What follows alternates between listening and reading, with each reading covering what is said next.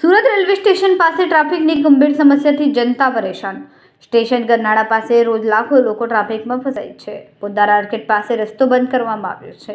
બીજી બાજુ ગરનાળાથી સ્ટેશન બાજુ સુધી જવાનો રસ્તો બંધ કરવામાં આવ્યો છે। મેટ્રો અને સિડકોના કામને પગલે રસ્તાઓ બંધ કરવામાં આવ્યા।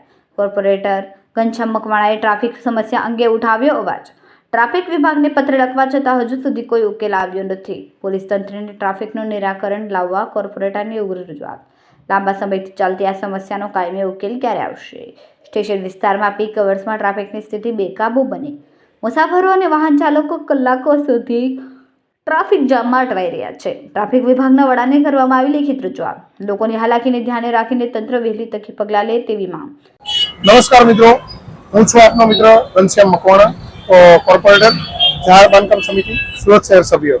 મિત્રો, હાલ વરાછામાં ઘણા સમયથી, ખૂબ લાંબા સમયથી વરાછામાં જે રેલવે ગરનાળું છે ત્યાં ખૂબ જ મોટા પ્રમાણમાં ટ્રાફિક થાય છે।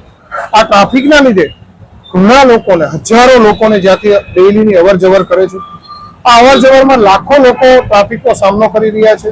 આજે દિવસે ને દિવસે મેટ્રોનું કામ અને રેલવેનું કામ ચાલી રહ્યું છે, માનીએ છીએ, પણ આ ટ્રાફિકથી લાખો લોકો હેરાન પરેશાન થઈ રહ્યા છે।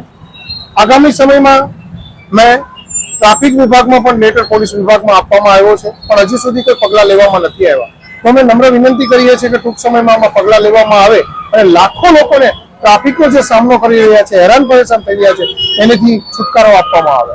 જય હિન્દ, જય ભારત। કેમેરામેન સેનિલ વિરાણી સાથે વિશાલ છેઠા, માનવ પ્રભા ન્યૂઝ, સુરત।